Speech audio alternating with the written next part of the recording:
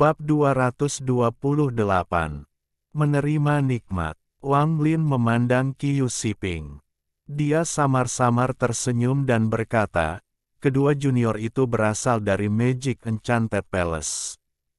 Kakak Qiu harus berhati-hati mulai sekarang. Qiu Siping tersenyum pahit. Gadis itu baik-baik saja, tetapi pria itu adalah murid inti dari Istana Ajaib.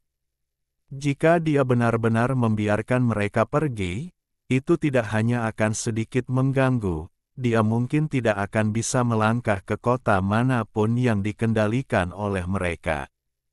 Tapi sekarang bukan waktunya memikirkan mereka berdua. Saat ini, orang di depannya mengeluarkan tekanan emosional, membuatnya sangat berhati-hati. Kekuatan Wang Lin saat ini membuat kulitnya merinding. Wang Lin perlahan berkata, namun, dengan kecepatan formasi inti tahap akhir mereka, jika saudara Qiu dengan cepat mengejar mereka, Anda mungkin masih bisa mengejar. Qiu Siping menghela nafas dan menggenggam tangannya. Kakak Wang, katakan apa yang ada di pikiranmu. Meskipun hubungan kami tidak dalam, kami masih melalui sedikit kebersamaan. Mata Wang Lin berbinar. Apakah kamu memiliki peta lautan setan? Dia bertanya. Qiu Siping tertegun. Setelah merenung sejenak, dia menggelengkan kepalanya dan berkata, saya tidak memiliki peta laut iblis. Jika saudara Wang menginginkannya, Anda dapat mencoba paviliun harta karun di kota-kota utama. Anda mungkin beruntung di sana. Cahaya dingin melintas di mata Wang Lin. Alasan Wang Lin tidak membunuh Qiu Siping adalah karena dia adalah orang yang licik. Sangat mudah untuk membunuhnya, tetapi sangat sulit untuk membuatnya mengatakan yang sebenarnya. Jika Wang Lin mengancamnya dengan kematian, kemungkinan menerima kebenaran sangat rendah. Jadi ketika Wang Lin melihat Qiu Siping, dia memutuskan untuk menghentikannya membunuh kedua junior itu untuk menciptakan rasa urgensi dalam dirinya. Ekspresi Wang Lin tetap normal saat dia dengan tenang berkata, oh, benarkah? Maka saudara Qiu harus ikut denganku ke kota. Tidak akan terlambat bagimu untuk mencarinya setelah aku mendapatkan peta. Qiu Siping merenung sejenak dan menghela nafas. Skema Wang Lin terlalu dalam.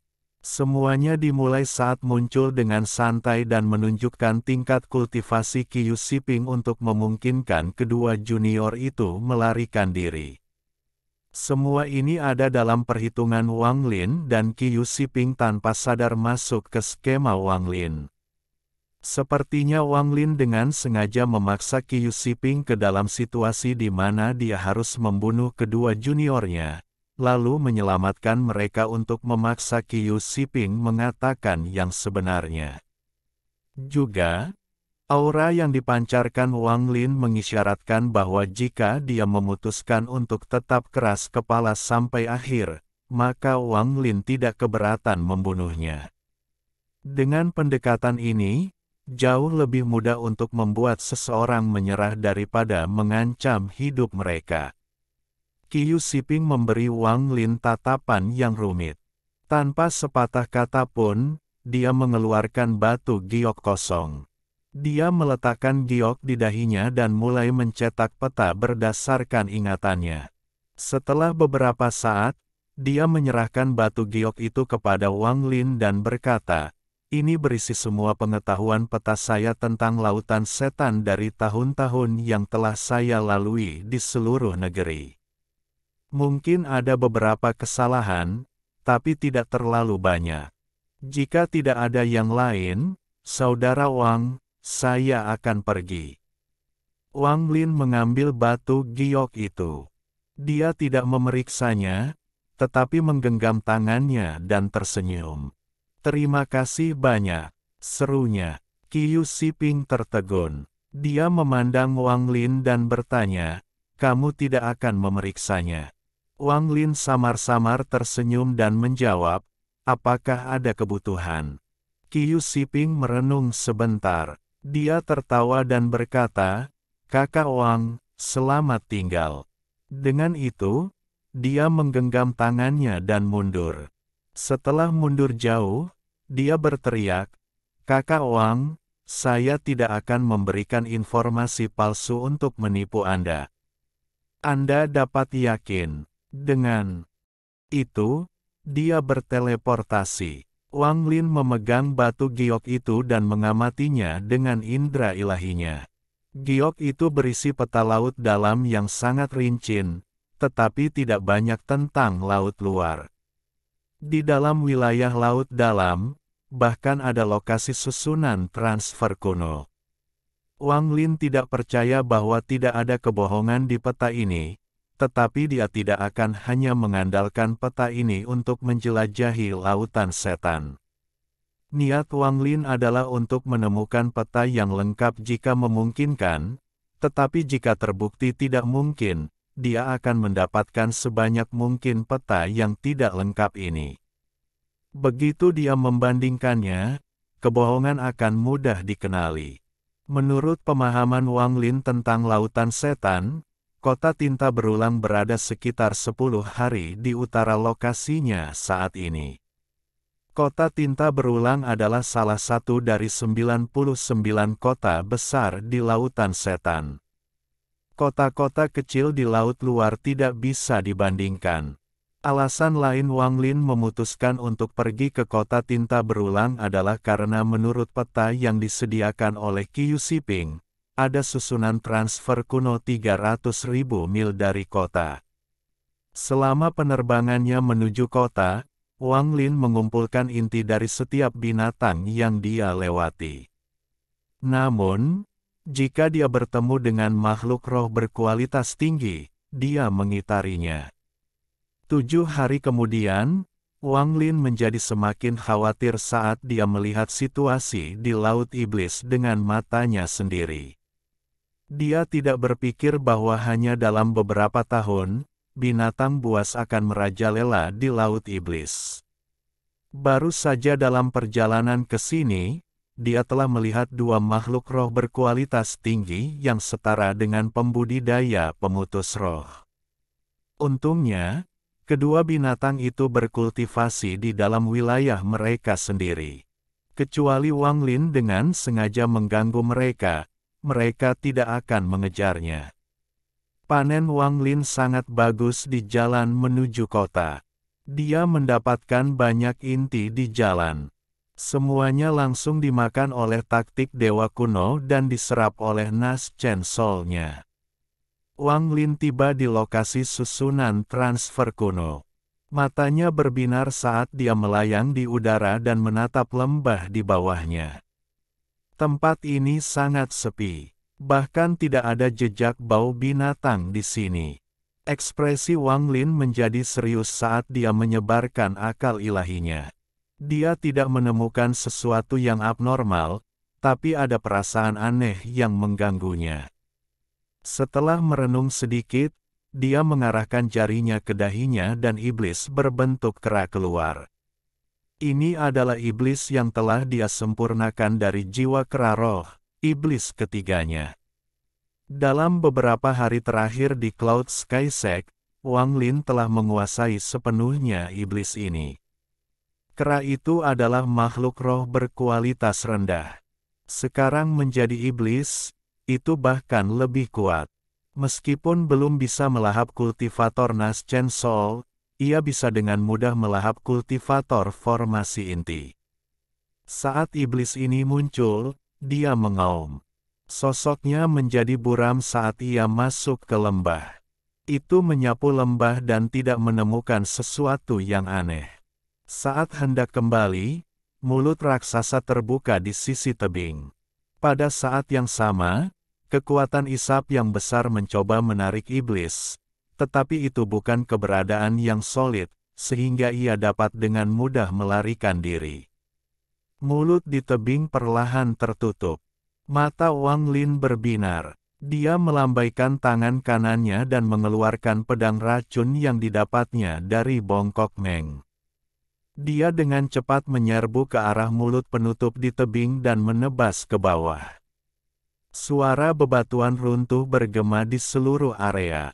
Wang Lin mengerutkan kening. Dia dengan cepat menggunakan akal sucinya untuk mengendalikan pedang agar melayang di sekelilingnya saat itu berdengung. Wang Lin menatap sisi tebing yang tertutup. Setelah merenung sejenak, dia membentuk segel dan berkata, "Ice Flame, muncullah." Api biru muncul dari dalam Wang Lin. Nyala api ini terbentuk saat Wang Lin menyelesaikan metode kenaikan dunia bawah. Ketika dia mencapai tahap Nas Chen Sol, nyala api ini diresapi dengan energi yang baru lahir dan menjadi lebih kuat.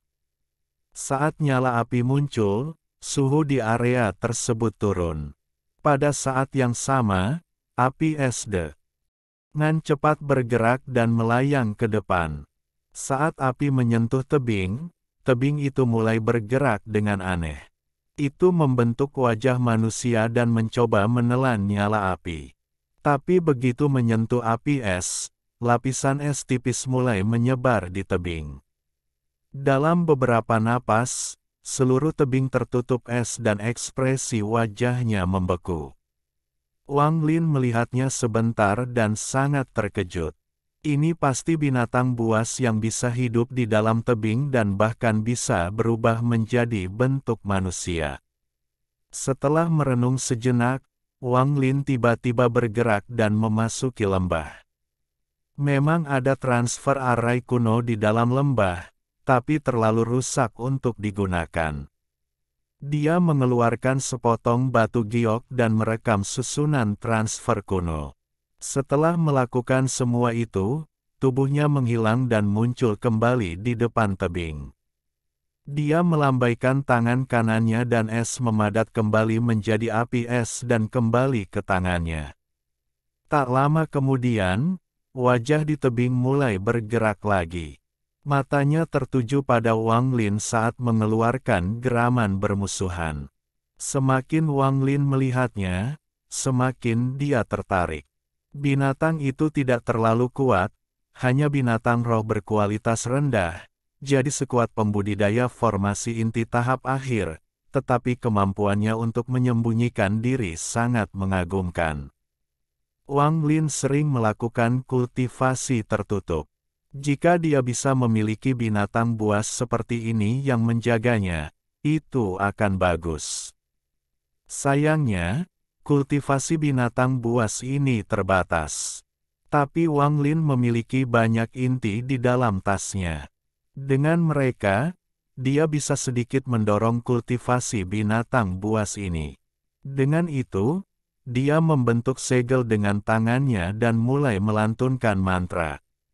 Dia berteriak, "Hancurkan." Saat teknik itu mendarat di tebing, tebing itu mengeluarkan suara gemuruh saat retakan muncul di atasnya. Retakan semakin besar, sampai tebing runtuh. Saat tebing runtuh, sosok gelap melesat ke selatan. Wang Lin menyebarkan akal ilahinya dan mengunci binatang itu. Dia melihat binatang aneh dengan mulut yang sangat panjang.